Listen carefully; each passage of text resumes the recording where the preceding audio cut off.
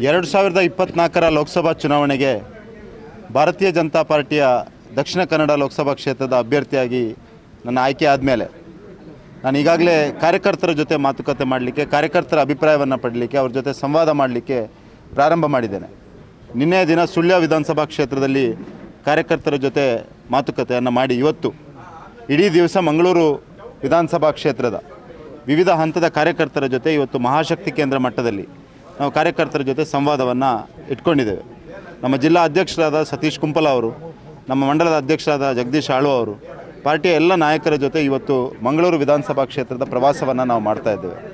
ಹೋದಲ್ಲೆಲ್ಲ ಕಾರ್ಯಕರ್ತರು ಅತ್ಯಂತ ಉತ್ಸುಕತೆಯಿಂದ ಈ ಚುನಾವಣೆಯನ್ನು ಎದುರು ನೋಡ್ತಾ ಇದ್ದಾರೆ. ಕಾರ್ಯಕರ್ತರ ಭಾವನೆ ಏನಂದರೆ, ಮತ್ತೊಮ್ಮೆ ಪ್ರಧಾನಮಂತ್ರಿಯಾಗಿ ನರೇಂದ್ರ ಮೋದಿ ಅವರು 3ನೇ ಬಾರಿ ಆಯ್ಕೆ ಆಗಬೇಕು, ಪ್ರಧಾನಮಂತ್ರಿ ಅವರು ಈ ದೇಶದ ಪ್ರಧಾನಮಂತ್ರಿ ಆದಮೇಲೆ ಯಾವ ರೀತಿಯ ಕೆಲಸವನ್ನು ಮಾಡಿದ್ದಾರೆ ಅನ್ನುವಂಥದ್ದು ಎಲ್ಲರಿಗೂ ಗೊತ್ತಿರುವಂಥ ವಿಷಯ.